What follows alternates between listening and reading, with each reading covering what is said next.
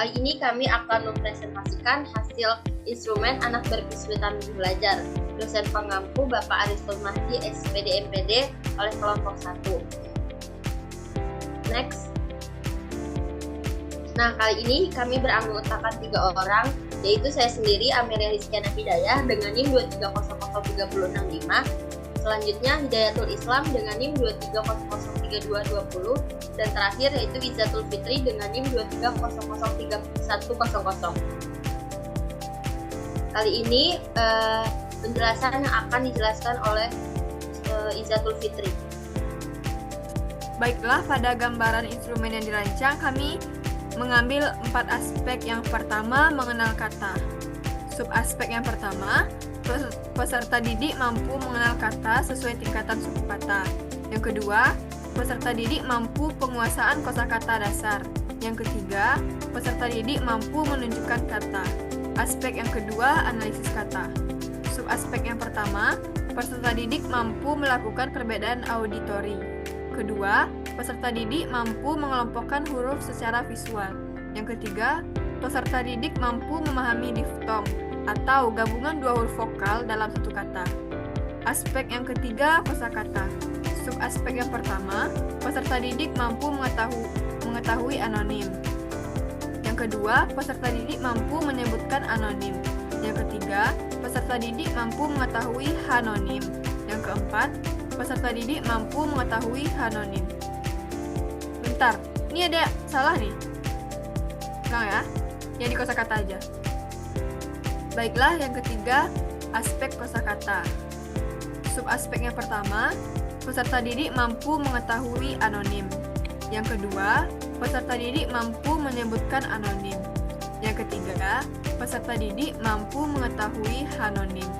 Yang keempat, peserta didik mampu menyebutkan hanonim. Pada aspek keempat, membaca. Aspek yang pertama adalah peserta didik mampu membaca menyesuaikan auditori dan visual. Yang kedua, peserta didik mampu membaca dengan kalimat yang panjang. Baiklah, sekian penjelasan gambaran instrumen yang kami rancang. Saya kembalikan kepada Amelia Rizkiana. Baik, terima kasih atas penjabaran. Selanjutnya, next. Pelaksanaan asesmen dan hal yang menunjang yang akan dijelaskan oleh Hidayatul Islam. Silakan. Baik, terima kasih kepada moderator. Di sini saya akan menjelaskan mengenai pelaksanaan asesmen dan hal penunjang. Untuk pelaksanaan sendiri, kami melakukan pelaksanaan ini pada tanggal 1 November 2024 pada pukul 10 di hari Jumat, dan itu kami melakukannya pada salah satu siswa yang berada di SD 1510 Gadut yang kelas 4 yang bernama Alfa. Untuk tahapan kegiatan yang kami lakukan adalah yang pertama perkenalan kepada guru, setelah itu perkenalan kepada siswa dan memulai mengidentifikasi instrumen yang kami punya. Dan hal-hal penunjang yang kami gunakan adalah tadi sebelumnya kami mengambil instrumen ini dari contoh salah satu buku anak berkesulitan belajar dari Profesor Marlina, dan di sana juga ada salah satu teknik grade yang dimana itu adalah teknik belajar untuk anak ABB, dan dari sanalah kami mengambil contoh-contoh medianya. Dan yang kedua, kami melakukan sedikit motivasi untuk Alfa sendirinya. Terima kasih, saya kembalikan kepada moderator. Selanjutnya, interpretasi hasil asesmen yang akan dijelaskan oleh saya sendiri. Yang pertama yaitu mengenal kata, yang sudah dijelaskan oleh saudari Iza sendiri tadi. Contohnya yaitu peserta didik mampu mengenal kata sesuai tingkatan suku kata, di mana peserta didik tersebut masih mampu dengan bantuan. Selanjutnya, peserta didik mampu menguasai kosakata dasar, di mana peserta didik tersebut tidak mampu karena kurangnya pemahaman tentang kata. Selanjutnya, peserta didik mampu menunjukkan kata. Di sini peserta didik tidak mampu juga. Selanjutnya, analisis kata, di mana peserta didik mampu melakukan perbedaan auditori. Penilaiannya tidak mampu. Selanjutnya, peserta didik mampu mengelompokkan huruf secara visual. Di sini penilaiannya tidak mampu. Selanjutnya, peserta didik mampu memahami gabungan 2 huruf vokal dalam satu kata. Di sini penilaiannya tidak mampu karena kurangnya pemahaman terhadap kata. Selanjutnya kosakata, yaitu peserta didik mampu mengetahui anonim. Di sini keterangan tidak mampu. Selanjutnya peserta didik mampu menyebutkan anonim. Di sini keterangan tidak mampu. Selanjutnya peserta didik mampu mengetahui hanonim. Di sini peserta didik tidak mampu. Selanjutnya membaca. Peserta didik mampu membaca menyesuaikan auditori dan visual, di mana peserta didik mampu jika kita membantunya. Contohnya dengan kita memulai dulu baru dia mengikuti. Ini peserta didik mampu. Dan terakhir, peserta didik mampu membaca dengan kalimat yang panjang. Di sini penilaiannya mampu dengan bantuan. Sekian presentasi dari saya.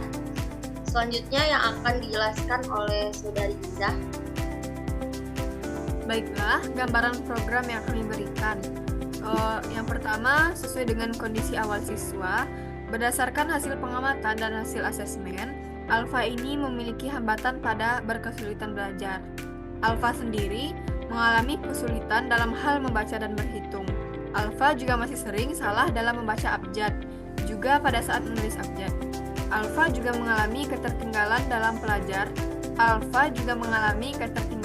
pelajaran dikarenakan kurangnya kemampuan dalam membaca dan berhitung. Selain itu, Alfa sendiri juga mengalami kesulitan dalam mengucapkan sesuatu atau ketidakjelasan dalam mengucapkan sesuatu.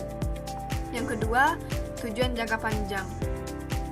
Yang pertama, peserta didik dapat menyusun huruf-huruf menjadi kata dan kalimat untuk mengekspresikan pikiran dan perasaan mereka.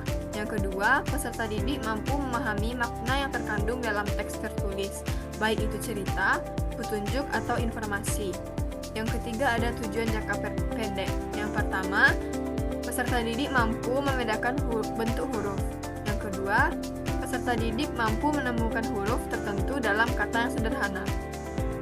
Metode pembelajaran. Nah, metode pembelajaran yang kami ambil dalam PPI ini adalah kami menggunakan metode demonstrasi dan bermain.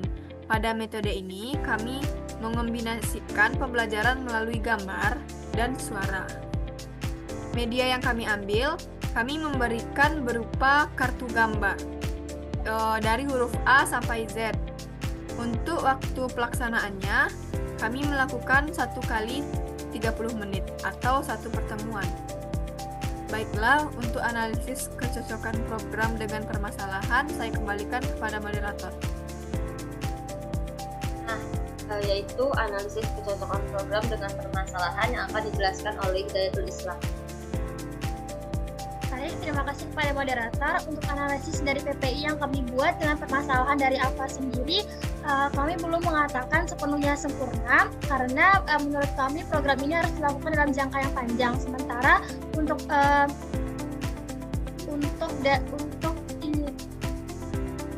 penerapannya sendiri kami belum terlalu bagus, tapi dari media yang kami buat dan kami terapkan kepada Alfa, kami bisa memperkirakan bahwa media tersebut bisa digunakan walaupun membutuhkan jangka yang panjang untuk penerapannya kepada Alfa sendiri. Terima kasih, mungkin ada tambahan dari teman-teman yang lain. Baik, terima kasih kepada Iza dan Aya atas penjelasannya serta partisipasinya. Berikut dokumentasi hasil kerja siswa, di mana berikut gambaran tulisan dari peserta didik yang kami observasi. Next.